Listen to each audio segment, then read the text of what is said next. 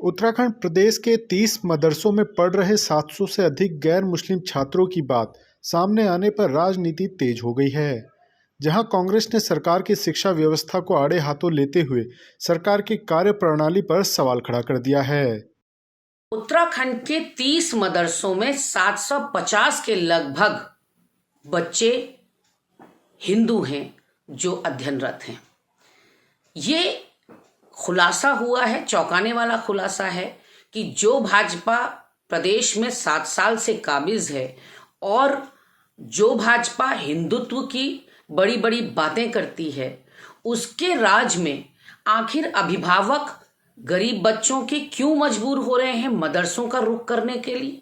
क्या सरकारी स्कूलों की व्यवस्था ठीक नहीं है, या फिर जो कांग्रेस सरकार के द्वारा शिक्षा का अधिकार करोड़ों करोड़ गरीब बच्चों को देश के दिया गया है, उसका अनुपालन यहां उत्तराखंड में नहीं हो पा रहा है? आखिर वजह क्या है कि 10% 17,000 कुल बच्चे हैं मदरसों में और उनमें से 750 हिंदू बच्चे हैं, तो ऐसे में 10% के करीब बच्चे तो हिंदू हैं।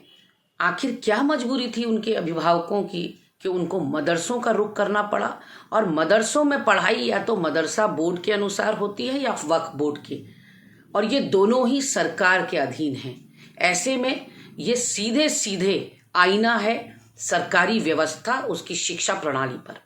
सूबे की शिक्षा व्यवस्था लगातार सवालों में रहती है।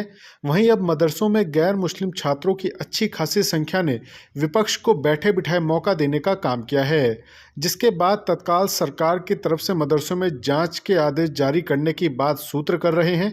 जिसके बाद उत्तराखंड मदरसा शिक्षा बोर्ड के अध्यक्ष ने साफ कहा कि इन मदरसों में NCERT के माध्यम से पढ़ाई हो रही है, इसके अलावा कुछ भी गलत यहाँ पर नहीं किया जा रहा। विपक्ष का तो काम विवाद करना है, वो तो विवाद करेंगे, उनके पास कोई मुद्दा तो है नहीं, इसलिए कि 60 साल जो है वो कांग्रेस को इस देश ने दिए हैं। उन्होंने कोई कार्य तो ऐसा किया नहीं जिसे वो गिना सकें। आज देखिए जो विकास कार्य हो रहे हैं, माननीय प्रधानमंत्री श्री नरेंद्र मोदी जी सबका साथ, सबका विकास, सबका विश्वास और सबका प्रयास, और माननीय मुख्यमंत्री श्री पुष्कर सिंह धामी जी जो इस स्टेट को एक आदर्श स्टेट स्थापित करने में उन्होंने रात दिन एक कर रखा है, लगातार प्रयास कर रहे हैं। मैं समझता हूं कि जो मदरसों के बारे में ये चीज़ आई है, हमने अभी उसका निरीक्षण कराया है। अभी इंस्पेक्टर हमारे वहां से जो है वो निरीक्षण करके आए हैं। उन मदरसों में जिसमें हिंदू बच्चे पढ़ रहे हैं, उसमें जो एजुकेशन दी जाती है वो NCERT की है, और NCERT का कोर्स पढ़ाया जाता है, उसमें कोई भी धार्मिक एजुकेशन नहीं दी जाती है।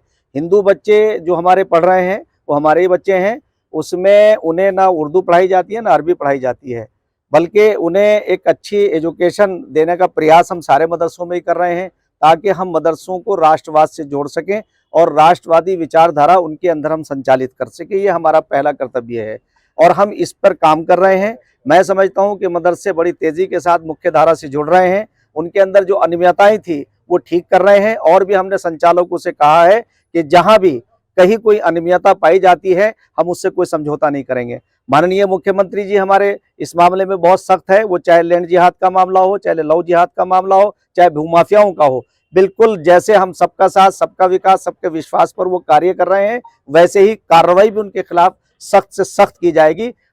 मदरसों को लेकर पहले से ही राज्य के भीतर हो हल्ला मचा हुआ है। ऐसे में अब गैर मुस्लिम छात्रों का मदरसों में पढ़ाई करना आंकड़ों के साथ सबके सामने है। सरकार ने भले ही जांच के आदेश कर दिए हों, लेकिन बड़ा सवाल यह भी है कि आखिर किन परिस्थितियों में इन गैर मुस्लिम छात्रों ने मदरसे में एडमिशन लेने का काम किया है। पंजाब केसरी नवोदय टाइम्स के लिए देहरादून से अजीत काम्बोज की रिपोर्ट।